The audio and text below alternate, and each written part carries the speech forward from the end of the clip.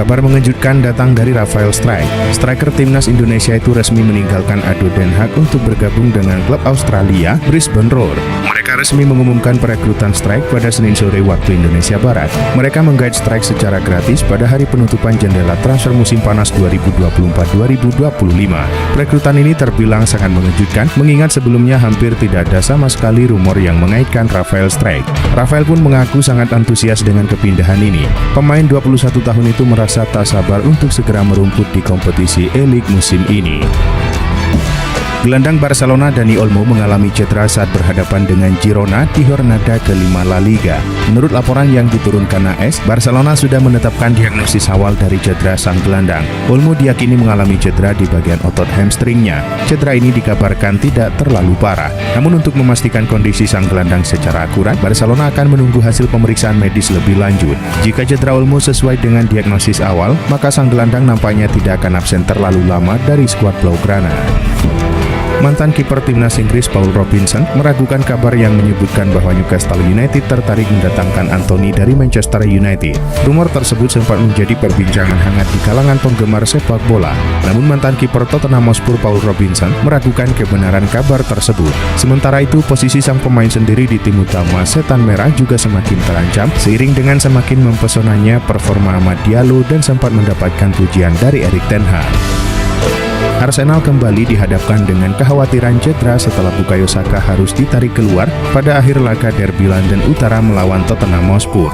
Mikel Arteta mengungkapkan bahwa Saka meminta untuk diganti di menit-menit akhir pertandingan tersebut.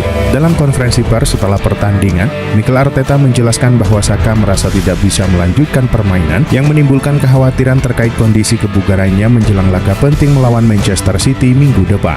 Sementara itu, Arteta belum dapat memberikan kabar lebih lanjut terkait kondisi sang pemain. Ada kabar baik untuk Barcelona. Setelah absen selama 5 bulan, Frenkie de Jong telah kembali berlatih bersama pasukan Hansi Flick. Cedera de Jong telah membuatnya absen dari lapangan selama hampir 5 bulan, bahkan sang gelandang disarankan untuk mempertimbangkan kemungkinan menjalani operasi.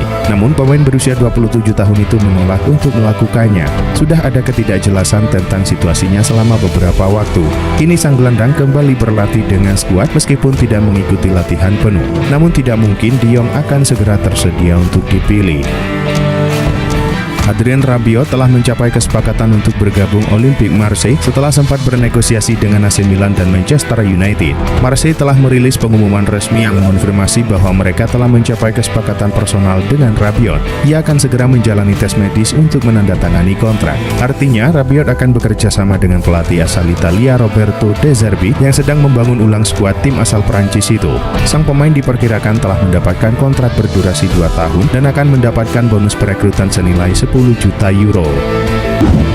Laporan terbaru dari Italia menyebut bahwa Alexis Saelemaekers harus menjalani operasi penyembuhan cedera engkelnya dan terancam absen membela AS Roma hingga 2 bulan ke depan. Dilaporkan oleh La Gazzetta dello Sport, media kenamaan Italia itu menuliskan kalau sang winger sudah menjalani pemeriksaan di salah satu klinik di kota Roma. Pemain 25 tahun tersebut harus absen hingga November 2024 untuk benar-benar pulih dari cedera yang dialaminya. Laporan tersebut mengklaim jika Roma bakal kembali memakai jasa Nikola Zalewski yang sempat diasingkan untuk sementara waktu dari tim utama. Lamine Yamal bersiap untuk kembali memecahkan rekor La Liga musim ini. Ia mencetak 2 gol saat Barcelona meraih kemenangan 4-1 dalam laga tandang melawan Girona. Anak muda ini terus tampil mengesankan bagi klub dan negaranya dengan memecahkan berbagai rekor bagi kedua tim. 2 gol di Girona membuatnya telah mengoleksi 3 gol untuk musim ini. Artinya, ia telah mengoleksi total 8 gol setelah mencetak 5 gol pada musim lalu. Ia kini berada dalam jarak yang cukup dekat dengan rekor yang dipegang bersama Ansu Fati, yaitu 11 gol La Liga yang dicetak oleh seorang pemain sebelum ulang tahunnya yang ke-18. Jadwal pertandingan sepak bola yang terlalu padat kembali menjadi keluhan para pemain. Bek Manchester City Manuel Akanji sampai mengatakan ia mungkin akan pensiun dini akibat hal tersebut. Mulai musim 2024-2025, FIFA menggagas Piala Dunia antar klub yang digelar pada musim depan. Jumlah pesertanya pun bertambah dari 7 menjadi 32 tim. Khusus Liga Champions dan Liga Eropa, setiap tim harus bermain 8 kali sebelum melaju ke fase 16 besar. Ditambah dengan jadwal timnas dalam kalender FIFA, maka waktu rehat para pemain papan atas seperti Akanji akan sangat minim. Ada kabar baru datang dari Arsenal. Klub asal London Utara itu dilaporkan berminat mengangkut bomber Inter Milan Marcus Thuram. Inter Live melaporkan bahwa Mikel Arteta sangat tertarik merekrut Thuram karena karakteristiknya sebagai striker murni. Sang striker sejak musim lalu menunjukkan performa yang apik yang membantu Inter Milan memenangkan gelar Scudetto. Menurut laporan tersebut, Arsenal mulai bergerak untuk mengamankan jasa Thuram. Mereka menjanjikan sang striker posisi inti di tim mereka. Sebab di Inter Milan, posisi striker inti dipegang oleh Lautaro Martinez. Bek Crystal Palace Marc Guehi dikabarkan akan menolak kesempatan kembali ke Chelsea pada musim panas mendatang meskipun tawaran itu datang. Guehi saat ini terikat kontrak di Selhurst Park hingga 2026.